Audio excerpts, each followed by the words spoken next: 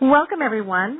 My name is Susan Stewart, and I'm a distance learning consultant for the MIECHV TACC at 0 to 3. And this webinar is hosted by the Maternal, Infant, and Early Childhood Home Visiting Technical Assistance and Coordinating Center, the TACC.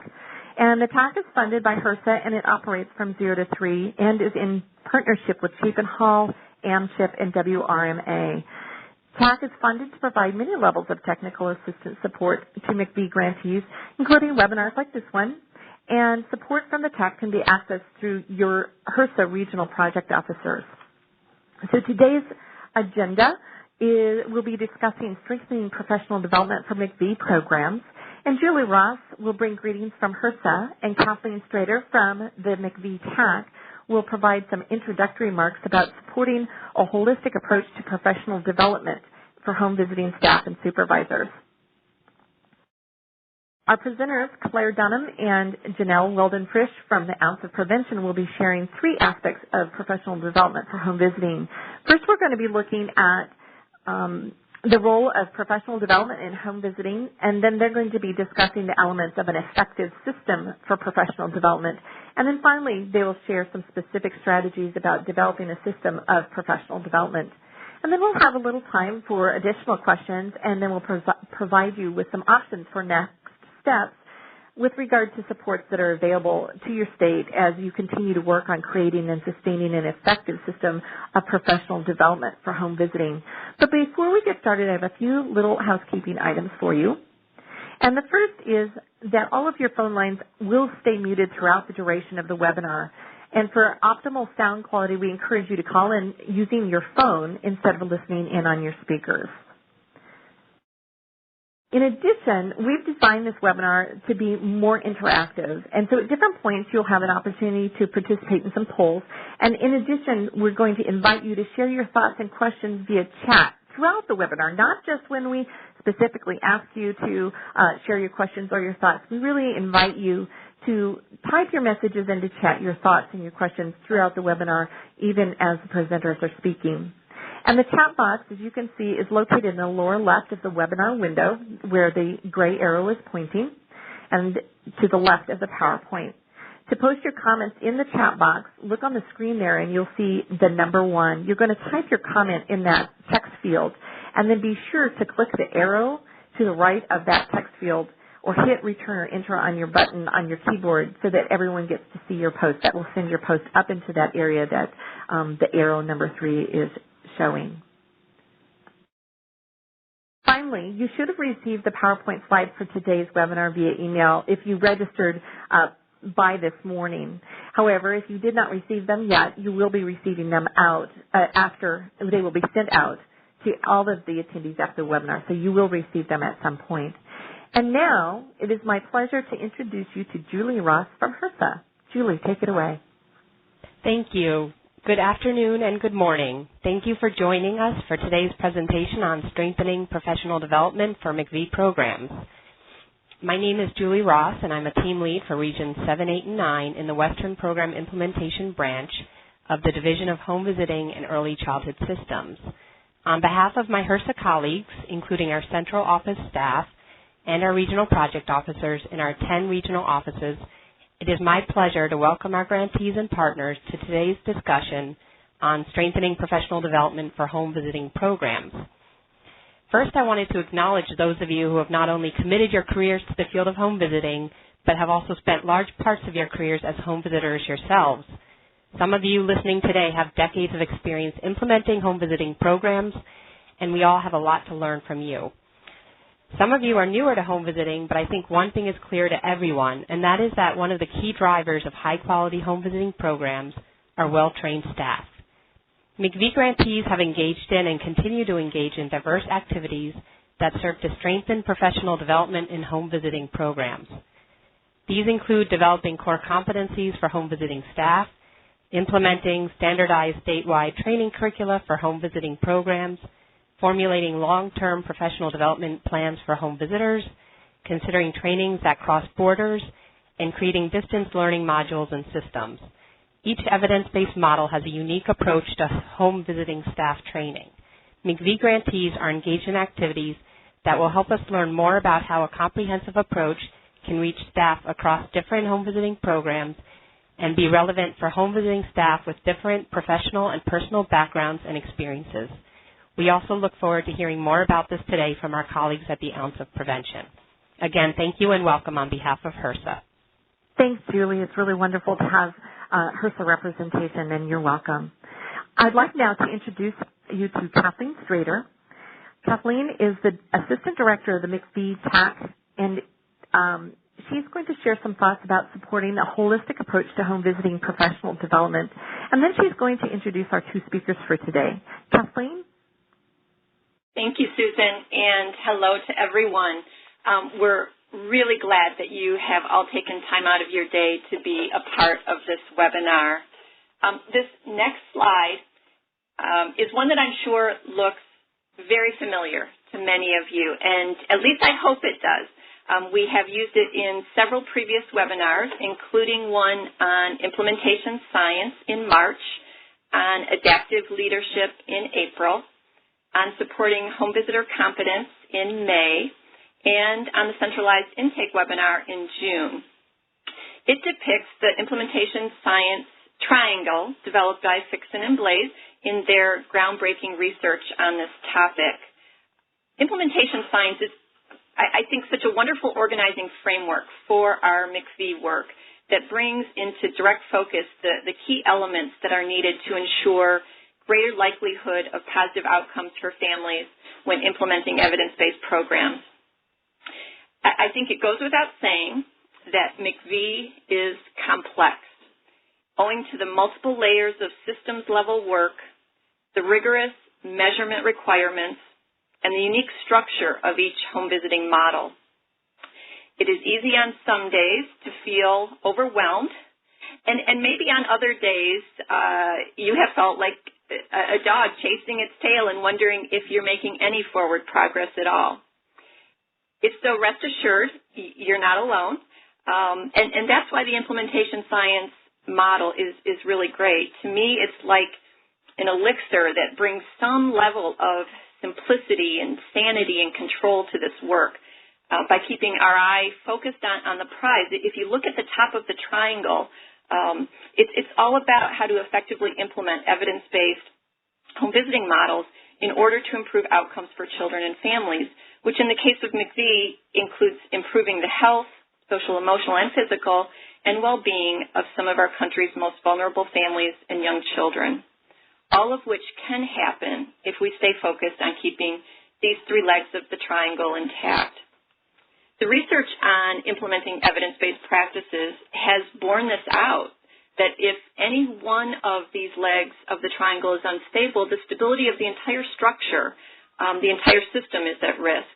And so the key is to understand that each leg of the implementation science triangle is a critical component of your state level and community level program success.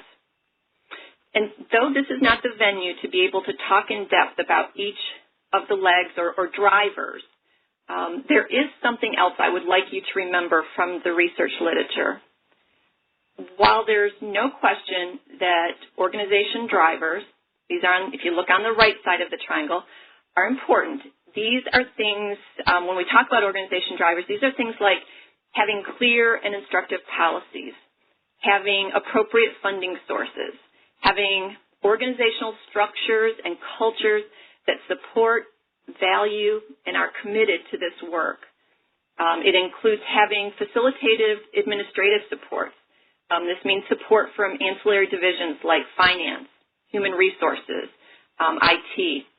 All these organizational drivers are important, and equally important, if you look at the bottom of the triangle, are having capable leaders, decision makers, and administrators that can effectively negotiate the technical and adaptive situations that confront them, being able to mobilize others into uncharted territory, and leading with courage to challenge the status quo, all of which is what systems change work is all about.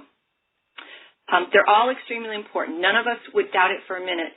But if you hear me now, in the end, all of these vitally important factors exert their influence on families indirectly. It's only through, if you look at the left side of the triangle, it's only through our practitioners who competently use the core intervention components of the model in their interaction with families that we can achieve the positive effects of evidence-based models and programs. So I think what one can easily assert is that the most critical functions of implementation consist of practitioner training, coaching and supervision, including reflective supervision of the practitioner on the job, regularly assessing fidelity, and using that information to improve the performance of practitioners who are carefully selected for their position. Just as a quick caveat, though this particular webinar will not focus on staff selection, please remember, you can make a note in your handouts if you need to, that the capability of the implementing site to recruit and hire staff who possess the characteristics necessary to carry out this extremely challenging work cannot be overlooked or undervalued. Many of the models provide guidance on staffing characteristics that are critical to model implementation, and you are strongly encouraged to use them as a reference. In the presentation today, we'll be attending to all the other elements of the leg of the triangle that you see in blue, known as the competency drivers. But before I introduce today's speakers, I'd like to share one more visual model with you to further highlight how we support a holistic approach to professional development for home visiting programs and early childhood systems. Now, I like to call this one the big embrace. And if you look at it closely, it looks like everyone is wrapping their arms around the home visitor, right? And that ought to be how it is in real life. Not literally, of course. We don't intend to crush our hardworking home visitors. But if we have attended to putting all the supports in the right place, not in ways that would be considered micromanaging of programs and their staff, because micromanaging is in fact crushing and entirely the opposite of an embrace. But if we can successfully accomplish the big embrace, then we'll have accomplished the lion's share of what we just looked at in the implementation science model. But how do we know if we've wrapped ourselves too tightly or not tightly enough? We should really be asking ourselves and our home visitors this on a regular basis. Do we have in place the big embrace? Or in other words, what more can we do? What additional resources can we bring to bear so that home visitors have what they need to do their best work?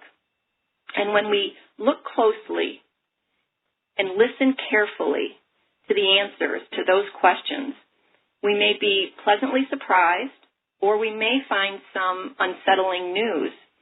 Programs may not feel embraced at all. But either way, what we learn, what we end up finding is that we're better for asking than for not asking. And either way, we'll be informed of how we can do things better. And that truly is the objective. It keeps us all in a state of continual learning. And isn't that what professional development is all about? Allow me for just a minute to revisit a little bit of history with you. In May, the TAC offered a webinar on supporting home visitor competence, where 4 states shared their experiences and lessons learned, including strategies that were being developed at the implementing site level and at the community and state level to increase coordination across agencies and systems, and especially taking into consideration the need for cross-model and cross-disciplinary efforts. That webinar, was one of our most highly attended. And so today we are very pleased to be advancing our support to you on this topic and in partnership with the Ounce of Prevention Fund in Chicago. As Susan mentioned at the start, this webinar is designed to be interactive. And that means you have a role over the next hour or so. Our presenters will be asking for your feedback on some specific questions. And in addition, you are encouraged to use the chat feature throughout the webinar to ask questions or make comments. And we have some great folks working behind the scenes to compile these so that our presenters can respond to them at the appropriate time. So without further ado, let me introduce our featured presenters now. Claire Dunham serves as the Senior Vice President of Programs and Training for the Ounce of Prevention Fund. In that capacity, Claire oversees the administration of the OUNCE's innovative work in the National EduCare program, as well as overseeing a network of home visiting doula, early Head Start, and Head Start programs across the state. Claire also provides leadership for the OUNCE's training and program development work. Janelle Weldon-Frisch is the Vice President of Training at the OUNCE Prevention Fund and leads the OUNCE Institute that is designed for the professional development of early childhood professionals who implement evidence-based programs to families with children ages birth to 5. Janelle's expertise includes staff development, adult learning and distance education, and public administration in the early childhood and family support fields. And at this time, I'd like to turn the floor over to Janelle. Thank you, Kathleen. It's our privilege to be here today with you and everyone who has joined on to the webinar. As we move into this section of the presentation, I will begin by saying that a great place to start in building a professional development system for home visiting programs is to understand the knowledge and skills that home visitors and supervisors need to be effective. There are many resources for building that understanding: implementation science, the national model developers, data on program fidelity, and listening to home visitors and supervisors. Our training work with over 300 home visiting programs in Illinois has taught us to listen closely to the experience of staff, to analyze data on key fidelity features, and develop our training and technical assistance system from that. We're going to spend the next couple minutes taking a look at the challenges that we have found very common in working with programs, especially when implementing program fidelity. First, we're going to start with the learning objectives for today. One of them is that by the course of our presentation, we're hoping that you will have an ability to identify the challenges faced by home visitors and supervisors in implementing MIECHV program models with fidelity. Secondly, we're hoping that you'll gain an awareness of elements of an effective system of professional development to address those challenges.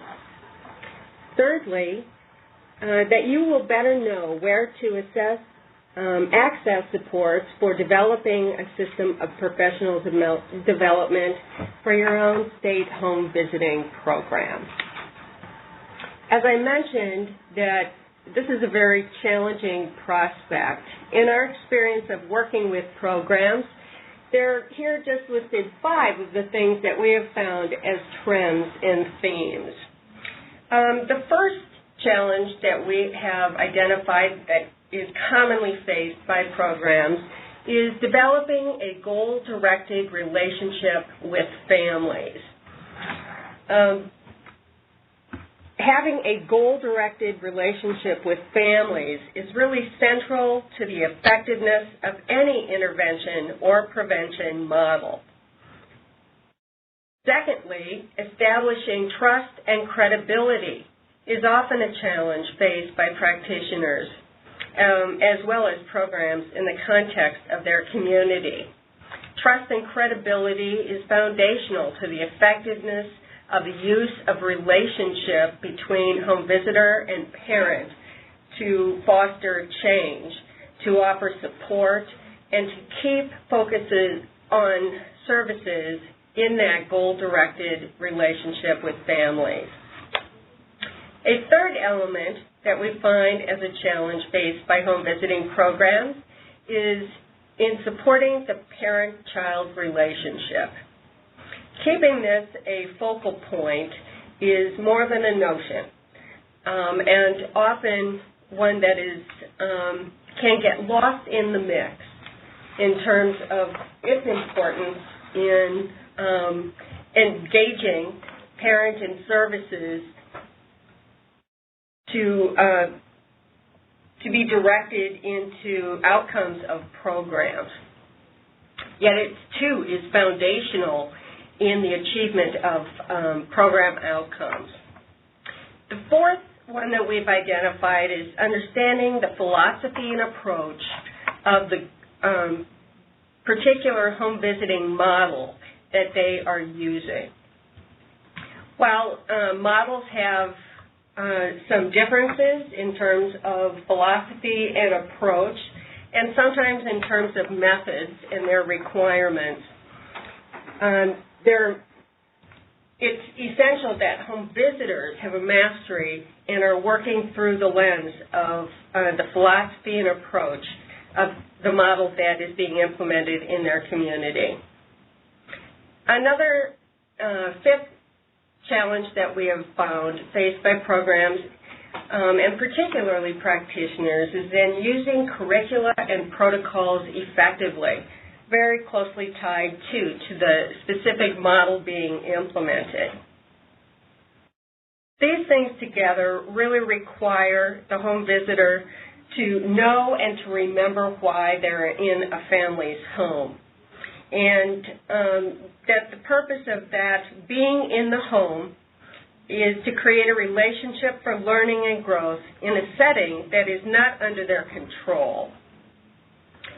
One of the ways that I think about it is that the challenge, combining keeping a focus on goal-directed relationship, maintaining trust and credibility, a focus on the parent-child relationship, and doing that through the lens of a philosophical approach in implementing models is really having a mastery of being a guest in someone's home with a clearly defined and embraced purpose. Professional development clearly has a role to play in addressing some of these challenges by program. But at this point, we want to just take a pause and ask you to let us know about whether or not the challenges that we have encountered in working with programs through these last many years resonate with your own experience and in the experience of programs and services. So we're going to take a pause and ask you to provide some feedback to us. We're going to be asking you to use the linked feedback feature. You will find the feedback feature window to the left of the PowerPoint slide as indicated by the large gray arrow on the slide. In the very next slide you will see, which I'll put up in a second, you're going to see the poll question and the 4 answer options. When you are ready to indicate your answer to the poll, simply click on the letter to the left of the letter representing your answer in the feedback box. You'll be able to see the poll results for our collective voting in a few minutes. So let's take a look and do this poll for the first 5 challenges that I've just talked about. If you would see, our poll question here is, have you encountered these challenges in your program? Just take a few moments here and wait for your responses. It's always helpful for us to get a sense of the relationship of our experience with your experience in the field. While we've done a lot of work in Illinois, we know that some of these challenges will be unique to your own state system, your own communities, and certainly to your workforce of home visitors. So let's take a look and see. Let's just give you about another 5 seconds here. So we're seeing a good indication that I would say about 25% of those that are answering are indicating that they've experienced about all of them. We have the majority of people that would indicate that some of these have certainly aligned with their own experience. We do have a couple of folks that have that these 5 don't resonate with. and some that are just uncertain, which my guess is probably a result of where they are in the system of support for home visiting programs. So I want to thank you for your participation in this first poll. We'll be doing another one in a few moments. Let's take a look at another set of challenges that I would also say are common themes in terms of what are being faced by many programs, home visiting programs. The first one would be managing safety and boundaries in the home and in the community. We find that that is often a challenge, especially to practitioners who may be working in a variety of settings, whether that be in inner city kinds of settings or in rural settings. It seems that every family setting presents some challenges regarding safety and boundaries. Secondly, ensuring home visiting frequency and duration is happening in the prescribed intensity of the model. So that's often a challenge that we hear from supervisors in terms of working with staff. And we all know, especially in these programs, that given the level of outcome achievement expected of these services, that intensity is a key factor in success. A third one would be accurate and timely documentation. And one of our observations is that we're hiring folks to work with families who often are more interested in what is happening in interaction than what is recorded on paper. So documentation, and certainly as our state plans are indicating, or beginning to evolve in terms of what all is required with documentation, this can create a challenge for our practitioners. Handling high-risk situations, and we've listed some examples of the most common ones that we know are challenging, especially for practitioners in working with families. And handling the high-risk situations associated with substance abuse, with mental health, including perinatal depression, domestic violence, and working with parents who are facing developmental challenges are often what we've seen that present challenges to home visitors for putting in place that big embrace when it comes to parent and child in a family setting. So at this point, I see that we have a couple of chats that we just want to take a look at. I want to thank you, Janet, for adding a couple of your comments to the list. Certainly personal and professional boundaries and establishing trust and credibility is not only related but a major issue. We'll be collecting more and asking for your contributions as we continue to move forward. We're going to do one more poll in the same way that we did, focusing on these additional 4 areas.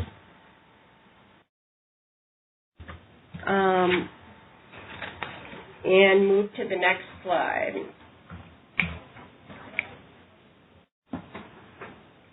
I'm having technical difficulties here. No, I'm off the list. So go ahead and let's use your next poll. Someone will need to move my slide for me. Very good. So let's take a look at the poll question. Have you encountered these challenges in your program? Please go ahead and vote at this time. A for all of them, B for some of them, C for none of them, and if you're uncertain, that would be fine to indicate as well. So while we're waiting for people to finish up their voting sequence, we'll ask that you also take a few moments to think about what specific words you would add to our list or phrases describing challenges that we have not covered so far. So I can see from our polling here that we have a lot more people that are indicating that these next four that we have talked about here resonate with their own experience. I want to thank you for voting there. It appears to me that we're pretty much on the same page in terms of what we're seeing across the board, and want to keep pursuing this line of discussion among us. I want to encourage you to, let's move to the next slide.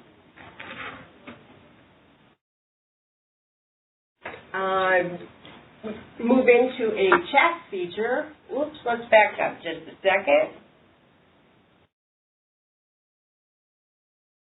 Okay, implementing MIECHV programs with fidelity. Let's take a moment and ask that you would add to this discussion. We are very interested in continuing our own learning experience, believe that what you're seeing in your own communities have much to add to our list and our understanding. We welcome this dialogue in the context of this webinar, and that this is actually an example of a continuous learning experience really for all of us by hearing from each other. So if you go ahead and type your comments in the chat box, you can post it into the text field at the bottom of the chat area. Be sure to click send or hit the return enter button on your keyboard to ensure that your response is coming up in the public area. We'll give you about another 10 seconds or so if you want to type in what your experience has been and to add to our collection of challenges. Okay.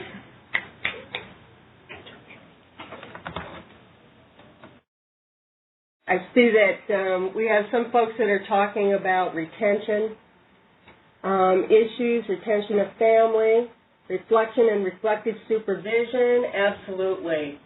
Doing all of this in a collaborative fashion and with partners in collaborating to make these programs possible. See, another one is indicating, can't get a read it. Keeping parents engaged in the home visit throughout the length of service is certainly something that we have seen, especially as a challenge for practitioners. Some other things that are being added here, really important. Skills needed to support child development.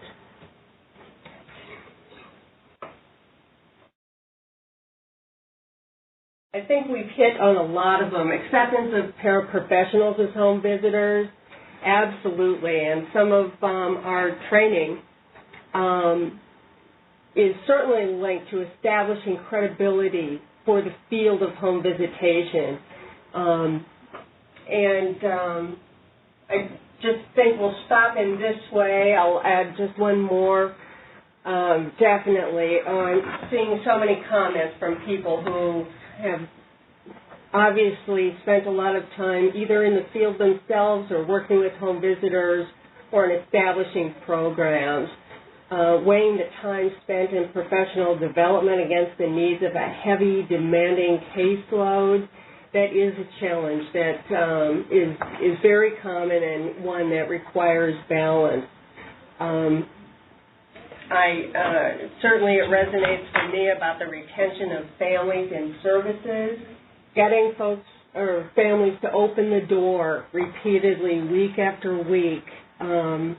means that something is really working in terms of being able to advance the intensity by keeping visits fresh and relevant to family needs that are often changing on the spot. We'll continue to encourage your addition of comments to this. And I see a comment up there on developing fidelity to models while implementing multiple home visiting programs. That's something that we are absolutely seeing in the state of Illinois, and know that that is more of a challenge. So thank you so much for contributing to this list. We're going to actually be sure that we're saving your notes so that we can come back to them again to be sure our conversation with you is directly in response to what you're seeing as challenges. We're going to switch to talking about what the role of professional development really is in terms of addressing and being effective in addressing the challenges. Let's go to role of professional development. Very good. There we go. Thank you. Here are 4 items that we have really seen where professional development has much to contribute in terms of addressing challenges. The first is building the knowledge and skills of staff and supervisors. Having the knowledge and skill is about the most fundamental element of professional development.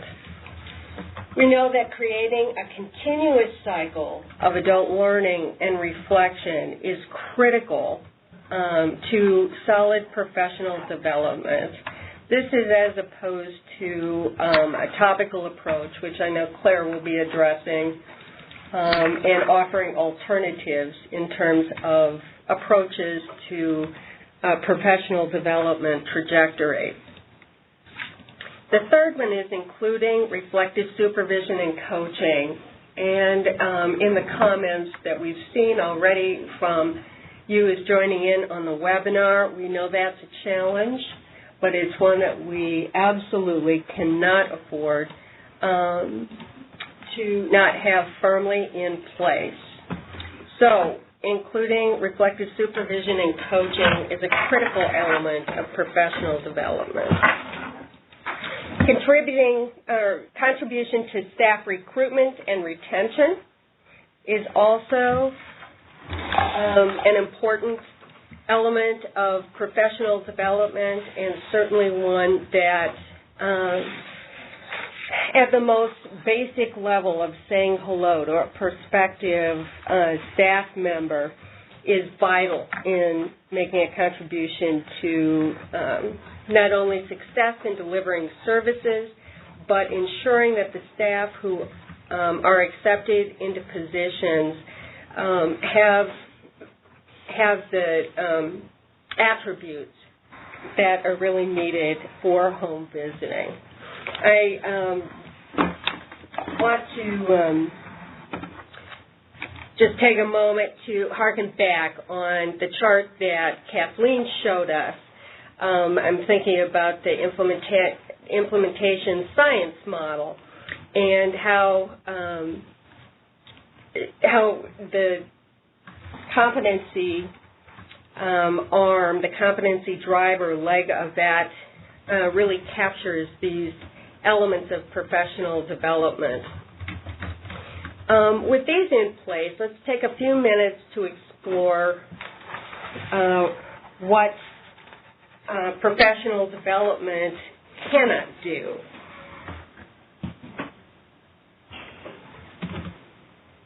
It's easy to want to make professional development address things that it really isn't fundamentally designed to do. So, hearkening back to the chart that Kathleen put up, It really is not a method that will address deficiencies or challenges with the organizational drivers or in a lack of leadership. So we need to be careful not to give training, professional development, a bad name by trying to expect that it is doing something that it really is not designed to do. Some of those additional things that it is not designed to do is to replace formal education, especially when it's required by the model. So this is really something to be checked at the beginning of someone's employment, at the point of job interview, that we're ensuring that staff coming on board have met the requirements for formal education as it is required by the model. Professional development does not resolve structural or capacity issues.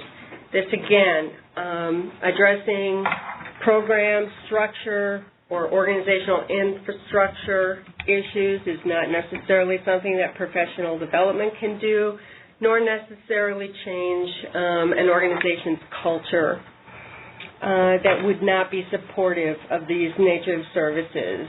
I know in Illinois we've often seen family support programs put in the context of school, and there really needs to be attention given to how those two different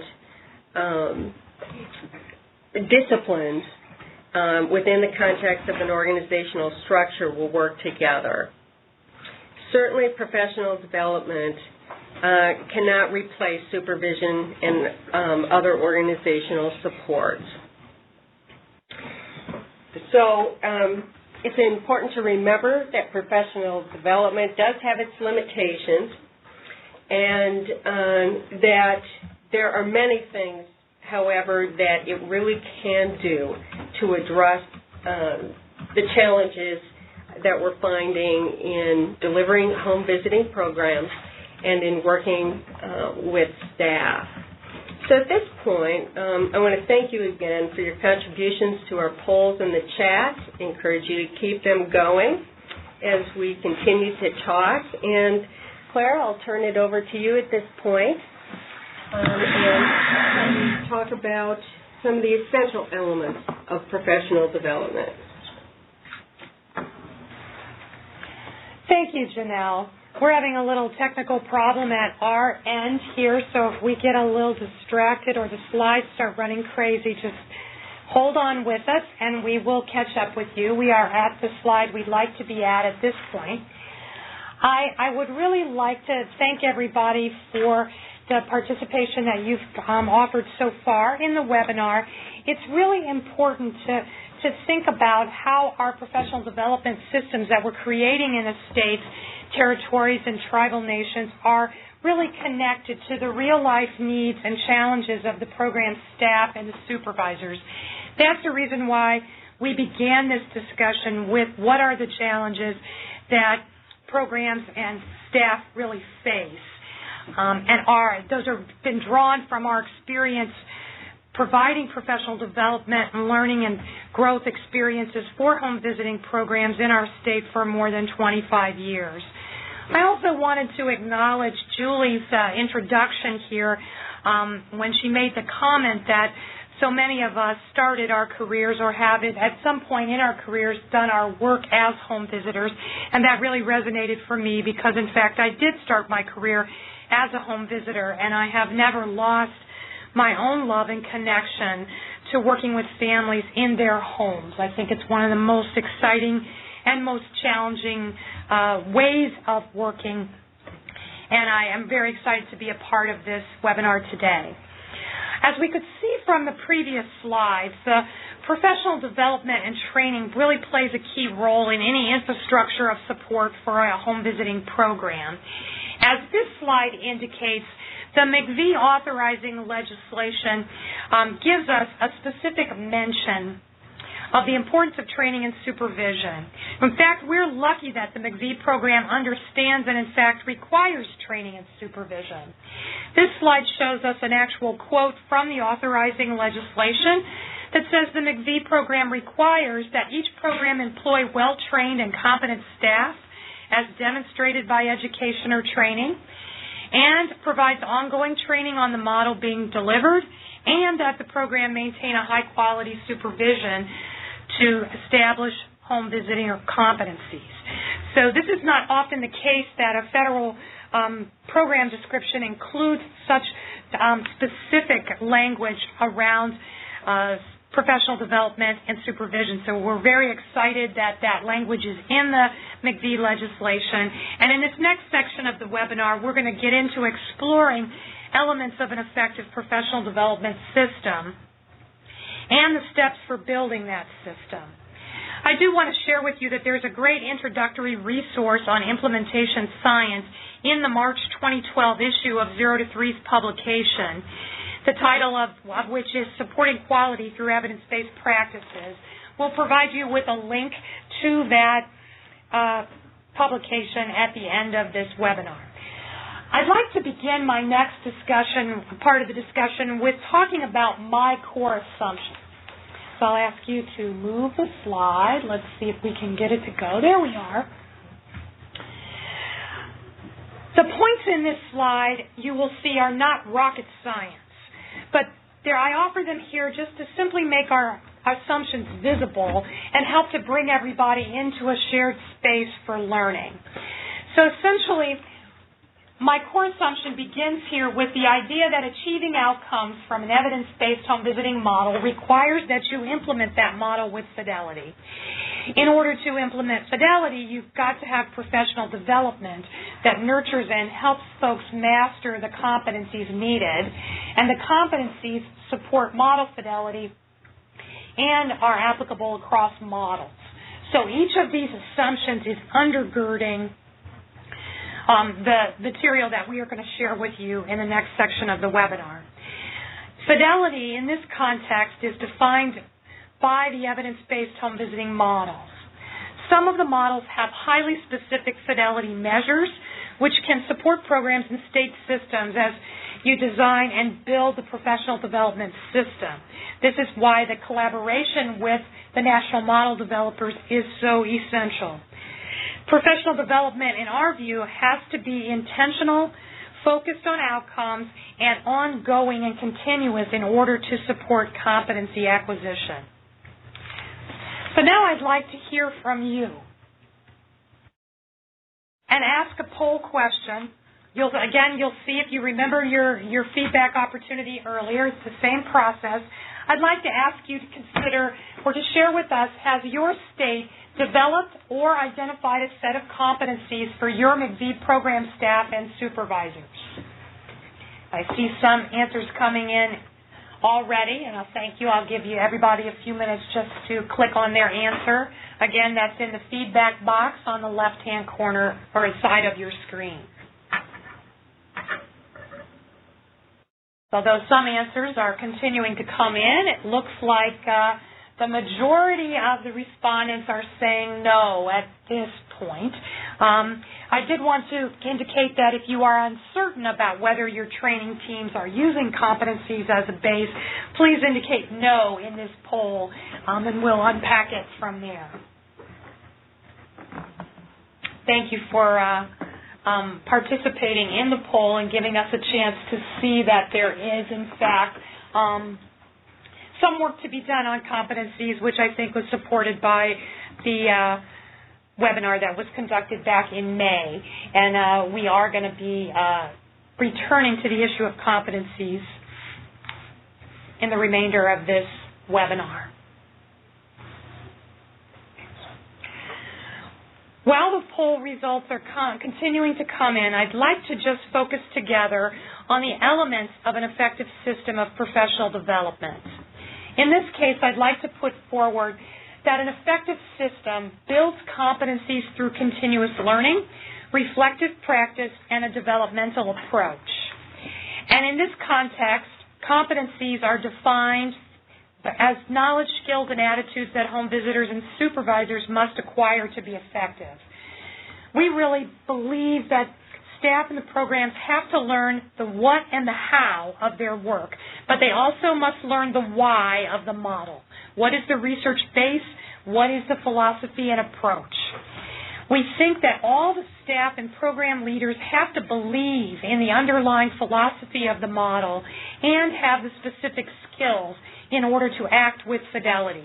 We also think that staff need content knowledge and process skills, such as knowledge about child development, maternal health, infant care, home safety, just to name a few.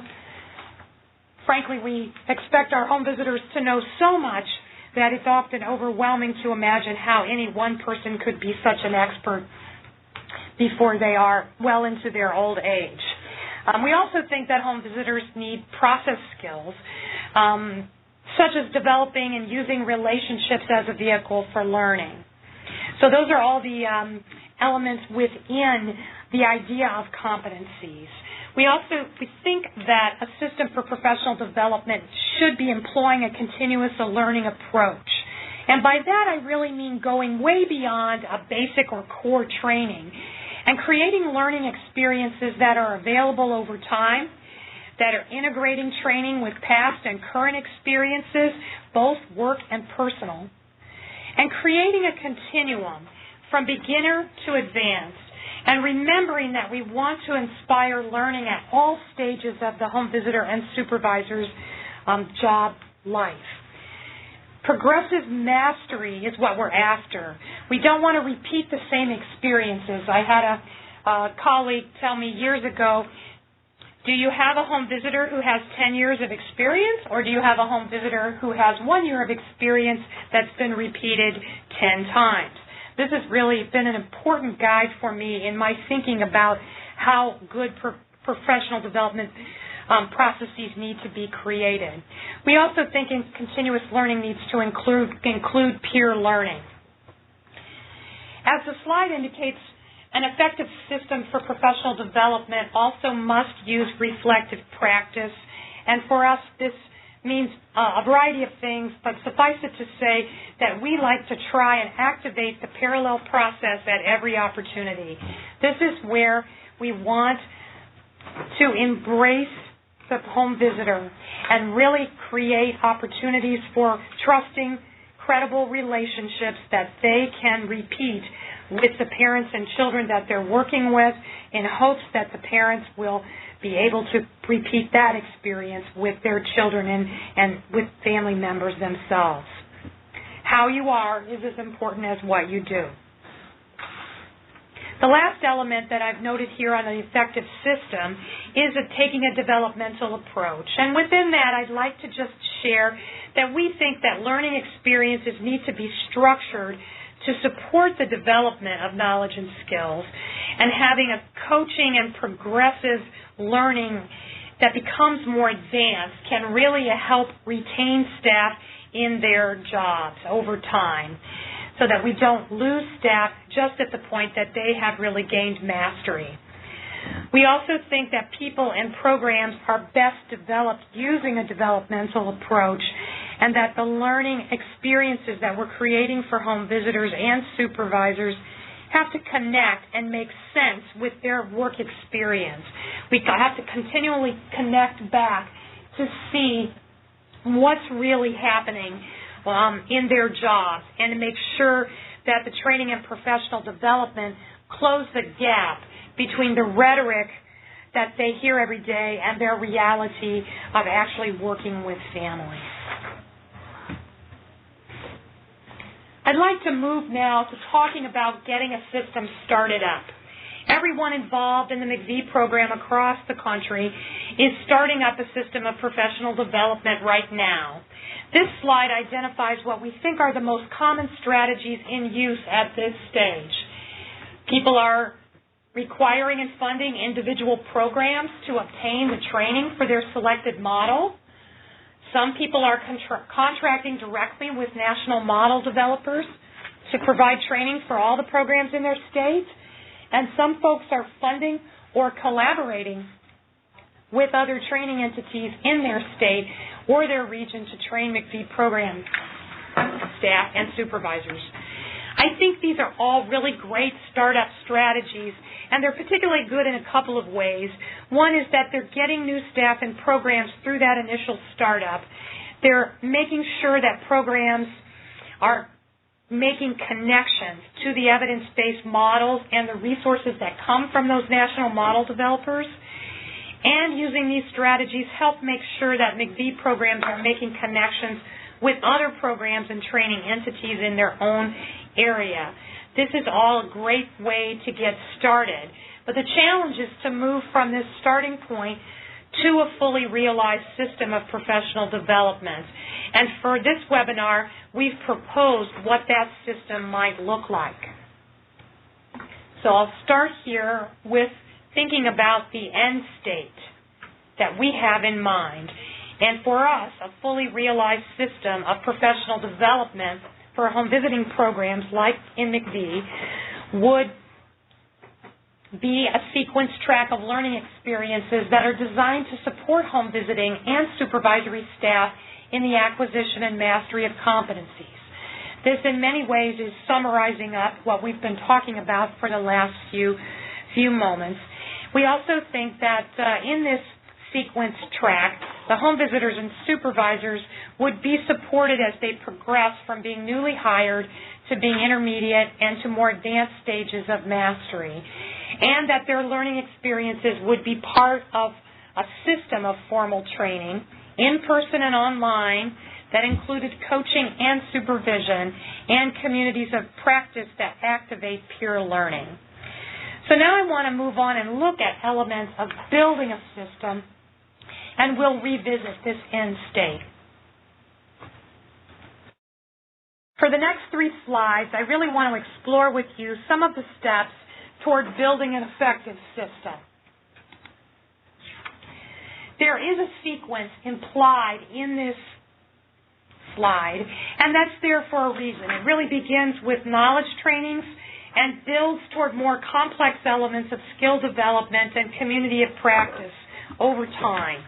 Many of the elements on this slide can be initiated at the same time with enough resources, and that should accelerate the progression.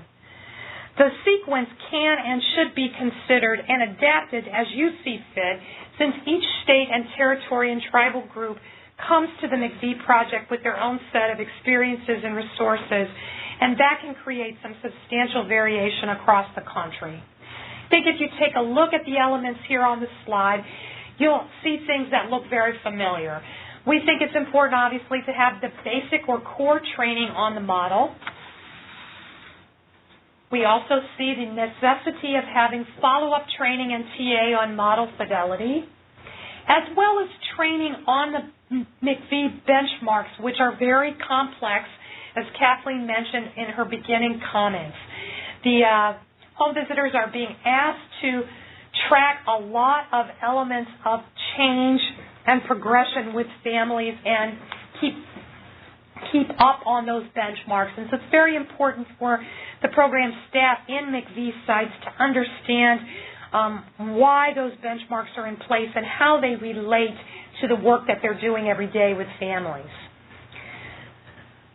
We also think an effective system should include topic-based trainings on critical issues that impact effectiveness. Remember, in our earlier slide, we talked about some of the challenges, and we noticed that there were challenges that were very specific to what families present in home visits, such as substance abuse and domestic violence.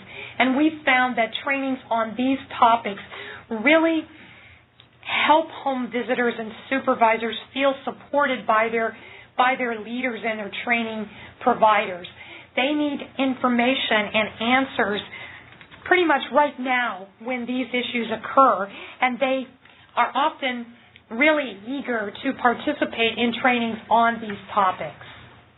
The last element that we see on this slide of an effective system, again, returns to the idea of defining a set of competencies.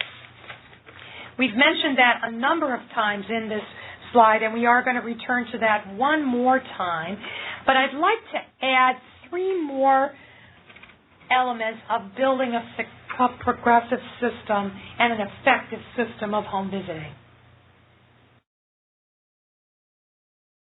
So I'd like to ask Lena if she would move us to the next slide, because I've lost all control of my slide progression. There it is. These last elements are what I think are a little bit more complex and sophisticated approaches. The first really refers to creating learning experiences that are focused on skill development. These are very important and are more require a more focused cadre of trainers and TA providers in order to make sure that this kind of learning experience is actually connecting the dots between what's being learned in training and what the home visitor or the supervisor is actually using in the field. This is an opportunity for home visitors and supervisors to interact with each other in these skill development experiences, and that helps us also look at how peer learning networks can support both the acquisition of knowledge and the acquisition of skills in being effective as a home visitor.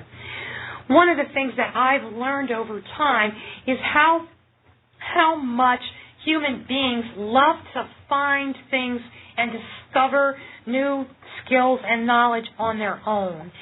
And so I've had experiences where I've identified a great supplemental curricula that I wanted to add to the home visiting program, and I tried all kinds of tactics and strategies and trainings to try to get the staff to buy into that, and couldn't make a lot of headway. And then after a while, the program supervisor goes to a conference, and she finds the very same materials in the resource room, comes back excited and raring to go, and through that process I was reminded again how much people really want to discover and create and construct knowledge on their own. And using that knowledge helps us create peer learning networks and communities of practice that do just that. They really, by creating opportunities where staff and supervisors can interact with each other, share experiences, and get excited in ways that doesn't necessarily happen when it's coming from the top down. I'd like to take a second here and just return to the desired end state. You'll remember this slide from earlier, or I'll ask someone to move to the next slide. Thank you. There it is. This desired end state is a real system. It's one that develops human potential and the specific competencies needed to be a successful home visitor and supervisor in an evidence-based MIECHV model. So now we'd like to hear from you. And on the next slide, you'll see a poll question, because many of you said that you are not yet using or have identified or developed competencies for your MIECHV programs, but we'd like to ask folks if you have examples of competencies that you'd like to share with the MIECHV community. Although you may not be using them yet yourself, you may be sitting on some examples. So see the answers coming in. So we have more people saying no, they don't have examples, than we have people saying yes. But we only need a few.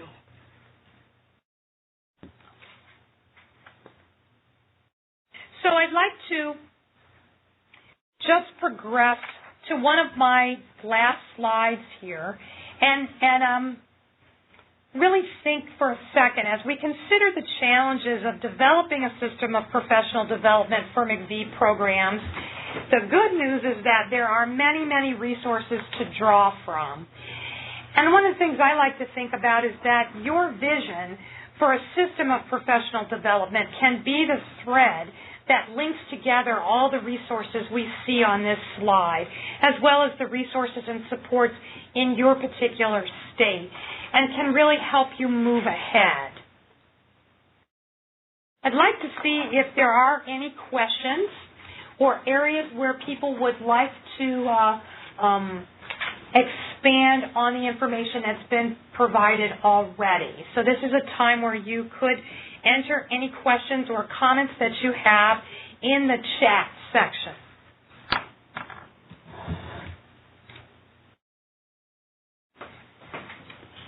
Claire, I see that we have a couple of comments about some of the challenges related to supervision without being able to directly observe what home visitors are doing.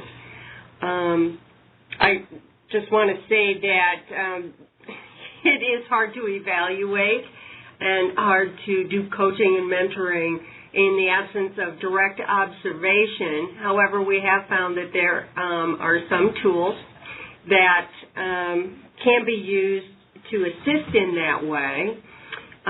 One of them includes training and the introduction of home visitors to the idea of using videotapes in the course of their work with families.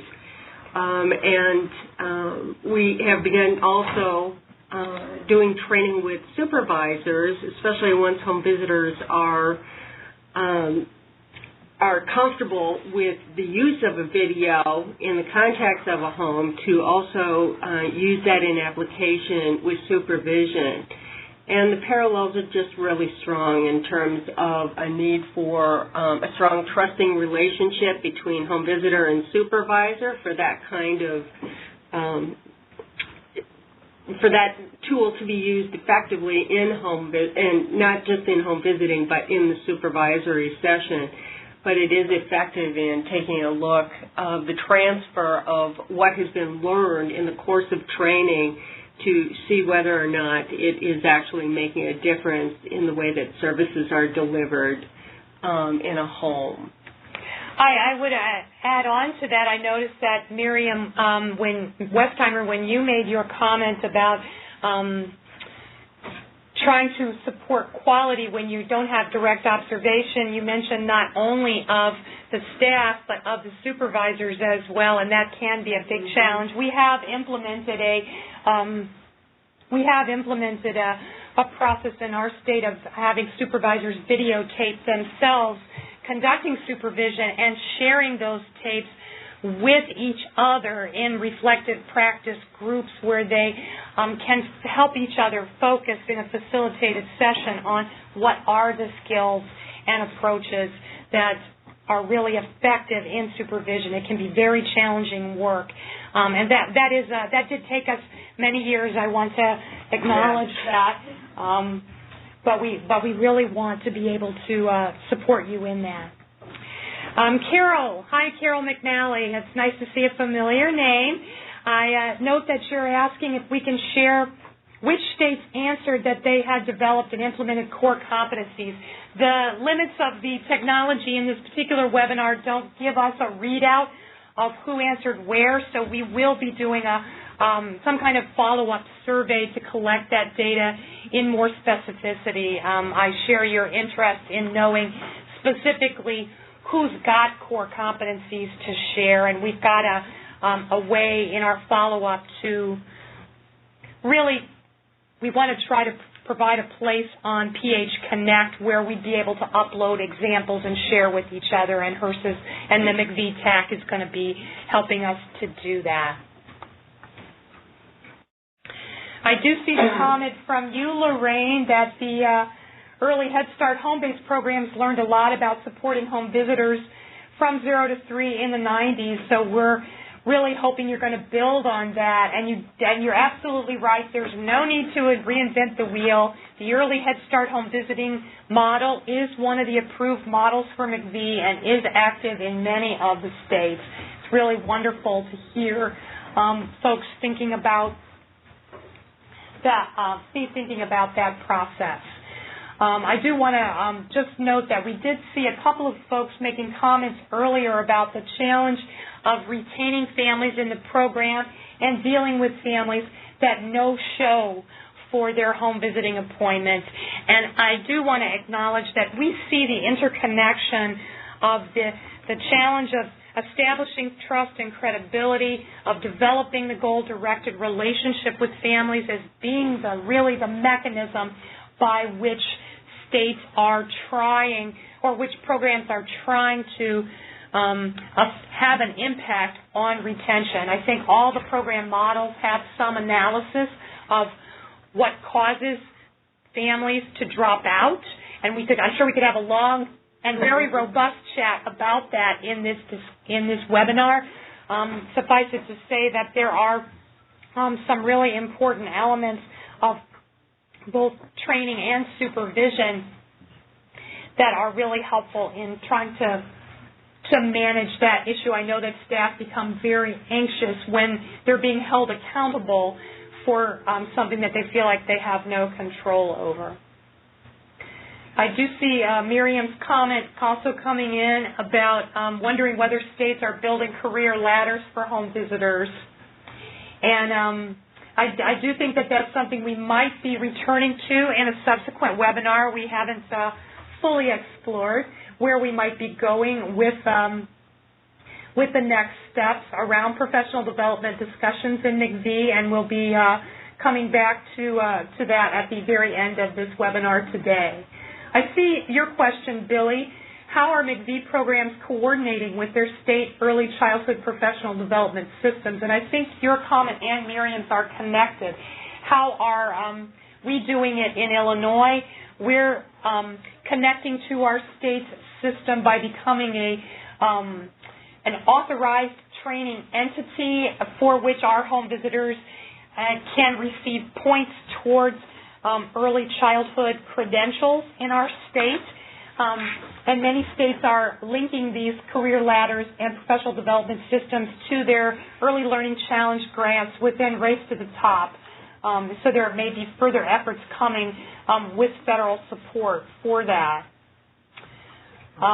Julie, I see a wonderful comment noting that the HRSA regional project officers can connect grantees with other states, and we do really want to encourage everyone on the webinar to use your regional project officer as your primary resource for making connections with other grantees. I think we'll move on at this point, and I just want to thank everyone for your participation in this section of the webinar. We have a few more elements we'd like to touch on with you. Kathleen Strader will be coming back on the line to share some possible next steps that we might take together in developing and supporting a system of professional development for home visitors and supervisors in every state, and creating a system of embrace for state leaders as you are going through this process. So, Kathleen, we'll move on to you. All right. Thank you, Claire, and thank you, Janelle, for informing us in such a clear and compelling way about what it takes to build an effective professional development system. And I think most especially to everyone who joined us on this webinar today for the feedback you provided and the comments and the questions that really brought this webinar to life.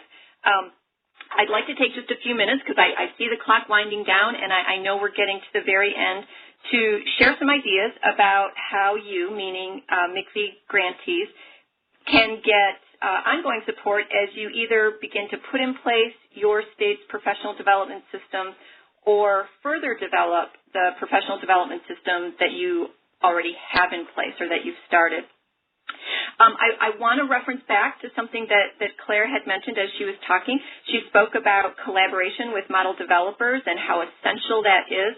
I want to underscore that and to encourage you regularly to be seeking TA from the models that you are implementing.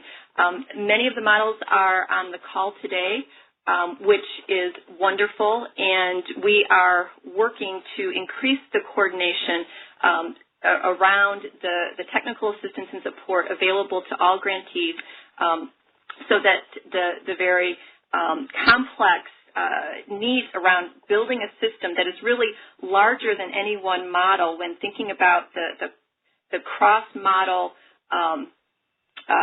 professional development systems, multidisciplinary training for staff. And so I want to share with you a little bit about the work of some of the federally contracted TA providers, meaning the TAC and for state grantees, and the Tribal Home Vista for tribal grantees, because I know we also have some tribal grantees on the line. Each state grantee has the ability to request and receive TA support from the TAC, and tribal grantees receive TA through the Tribal Home Vista.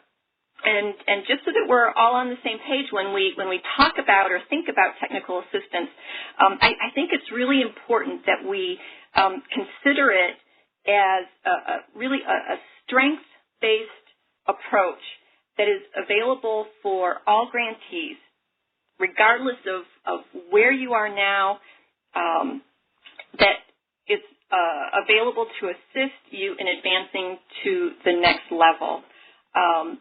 Sometimes TA can be viewed from a lens that is maybe, from a standpoint where, a problem needs to have occurred in order to be able to seek out TA. And I just want to reassure everyone that, in fact, it really is coming from a perspective of how do we all work together to grow and enhance our systems so that we are doing our best work on behalf of families and children.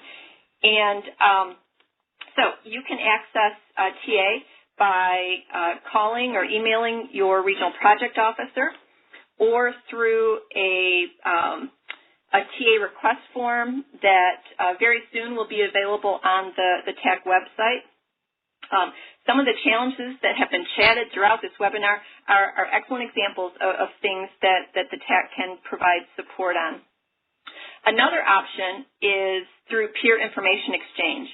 And I think one of the most fundamental things that we as TA providers can do is to help increase your exposure to and to deepen your understanding of what is going on in other states, both within the region that you're in, as well as across regions.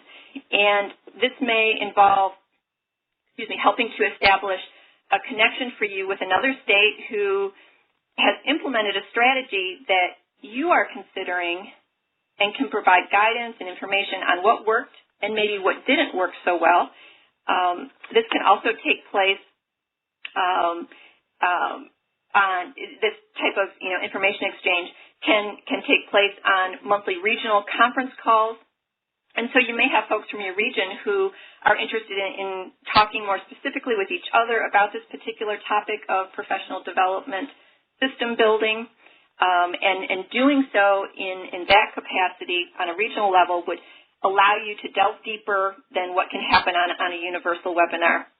The TAC can also help to facilitate those either state-to-state connections or follow-up regional calls. And then another great way to exchange information is through the online portal PH Connect. And we know that state grantees have been wanting an online mechanism for sharing with your colleagues from other states, and we're so glad that it is here now. All state leads should have received an invitation to the MIECHV Grantee Room on PH Connect. Tribal grantees will have access to a similar online portal for sharing, which Tribal Home Vista has said should be up and running by the end of October. So for the state leads on the call, if you have not already done so, all you have to do is accept the invitation that came from Tracy Harding of the TAC, and you'll be on your way. But as with any online portal of this type, if you've participated with them before, it is only as rich and robust as you make it. It's your venue for communicating with your peers and asking questions and sharing documents and files with one another. I think about the dialogue we've had today around sharing competencies, and being able to do something like that on PH Connect is certainly a good use of that resource. And then finally, the TAC will be establishing a learning community or community of practice around professional development systems issues. And we're really, really excited about this and the opportunity it allows for interaction with national experts and other cross-regional colleagues to discuss in smaller group format the issues and interests that are most pressing to you in regard to strengthening your state's professional development system. There have been a number of topics that have been chatted today in the webinar, things, around developing career lattices, working in collaboration with others in the state in a partnership around professional development. All of these would be great problem-solving and system strategizing discussions for a community of practice on professional development. So if we think about this for just kind of the last minute here, to let you know, as it relates to a community of practice, the TAC will be hosting a web conference on November 7th at 3 p.m. Eastern Time for state grantees and any professional development partners in the state that are interested in learning more or possibly becoming part of a community of practice. You'll receive more details about this kickoff event soon. And the way that the community of practice rolls out will be based on, one, the volume of interest and the topics that you most desire. The community of practice will be designed to promote both within region and cross-region relationships, that lead to ongoing dialogue and information exchange about the issues that matter most to you. So it's really intended to help advance state and local capacity in a way that promotes home visitor competence and fidelity, and also as a way to elevate research-informed professional development strategies that can strengthen the infrastructure of your home visiting system. So there are a number of potential topics, and we'll be prioritizing based on the needs and ideas that we hear from you. So it'd be, a great time, as Claire had, indicated in the chat, to please share any ideas that you have for topics in the chat while we're all still on the line together. All ideas are valid and good ones. There's no worries. If you feel like you don't know enough yet or aren't far enough along yet in your thinking or planning, that's perfectly okay. Let us know where you're at, because then we can make sure we include, maybe it is around some just ground floor strategizing about professional development system planning. And so knowing what's important to you will help us orchestrate different communities to meet different needs. And we really hope that you will play a part. I think the ability to advance our thinking on this topic can make all the difference in how well we are able to address the competency drivers of the implementation science triangle, which we know to be an absolute necessity to overall program success. On this next slide, you have my contact information. So if you think of any ideas after this presentation that you didn't have a chance to chat while we were together, please feel free. We'd love to be in receipt of those as we, put forward the plan gearing up for the November 7th web conference. And I very much look forward to the continued conversation. Susan, I'm going to turn it back over to you. Great. Thank you so much, Kathleen. And thank you so much, Claire and Janelle from the Ounce of Prevention, for providing your fabulous experience and knowledge to share with us. And all of you participants for sharing your experiences as well. It was great to hear about not only your challenges, but some of the things that you are doing in regard to addressing this issue. So I encourage you to look back at the beginning of your PowerPoint handout, and I want you to scan the list of the learning objectives and take a moment to reflect on how each of those objectives was addressed in this webinar. You might want to jot a note or two down by each of those learning objectives. And then the next day or so, probably tomorrow, you'll be receiving an email with a survey monkey from Miss Africa Queen at WRMA. And WRMA, if you'll remember, is one of the tax partners. And this email will include a link to a feedback form that's going to ask about these learning objectives. Attached to that email, or actually it'll probably be a separate email, will be a PDF copy of the PowerPoint handouts and also the article that was mentioned and requested a couple of times. Eventually, this webinar will be archived, and you'll be able to find that on the MIECHV TACC website. We have to do some work to prepare it so that individuals who have disabilities and use different types of equipment to view the webinar can do so. And until that is completed, they won't be up on the website. So we just have to wait for that to occur first. So we want to thank you once again for participating, and we hope you'll be able to join us next month on October 24th when our webinar will focus on impacting infant mortality through home visiting. Thanks, everyone, and have a marvelous day. Bye-bye. Ladies and gentlemen, that does conclude today's presentation. We do thank everyone for your participation.